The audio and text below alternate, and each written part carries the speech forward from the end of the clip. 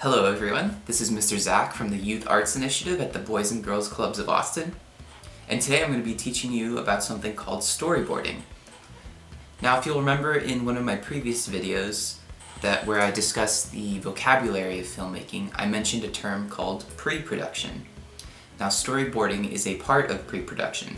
It is essentially putting the entirety of your film onto paper.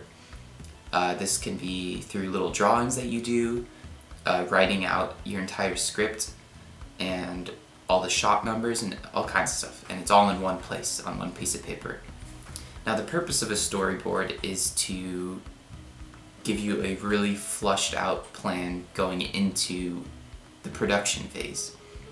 So you'll have the storyboard with you while you're actually shooting your film, and that way you can reference it and see if you're missing any shots. You can make sure that all of the shots are aligning with your plan, because you'll have it right there as you're filming. Artists nowadays always use storyboards. They are vital to ensuring a higher quality final product.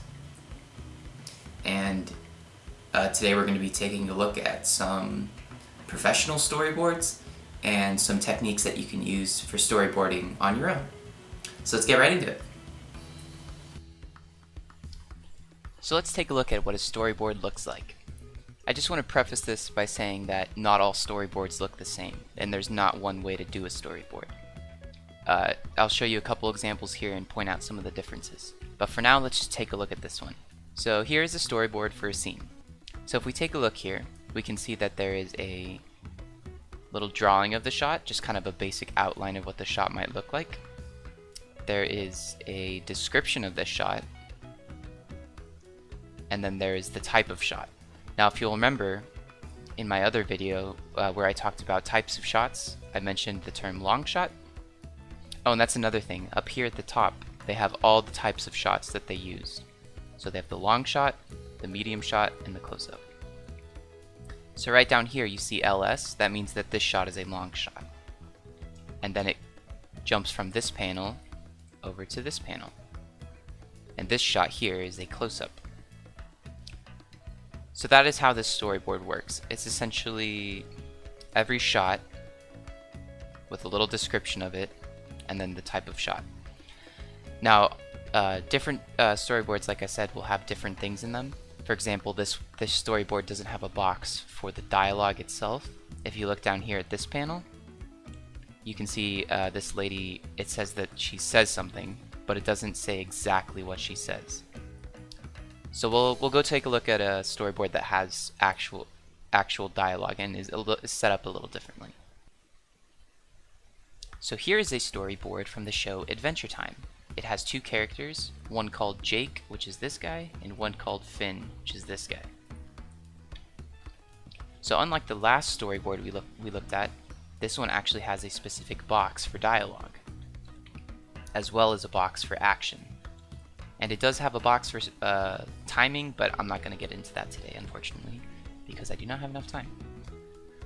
Okay, so much like the other storyboard, it goes from this panel into this panel, and during this panel, this is the dialogue that's taking place. So you see the J here stands for Jake, which is the dog again. So Jake says, "There might be a problem with the way you look at the world, dude." And then it cuts over to the sun, which is this shot here, and again Jake is talking, but there's this little OS, which means he's off screen. So you don't see Jake talking, but you still hear his voice. And then he says, "Don't stare at the sun so much." And then during this panel, there's the action of the sun starting to change to green slightly. So yeah, this storyboard has a much different layout than the other one. Like I said before, there's no right way to do a storyboard. And whichever one you find works better for you is the one you should work with. And they don't have to be as complicated as this, or they can be even more complicated. Whichever works for you, as long as you can see the action of the scene, understand what's happening, and it helps you transfer it from the pre-production stage to getting it onto film. And one last thing is that you don't have to do this on a computer. You can do storyboards wherever you can draw or type. So on computers, on a piece of paper, anything works. That's all I have for you today. I hope that you learned something about storyboards and that you can use them if you ever decide to make a video. Thanks for watching, and until next time. Bye!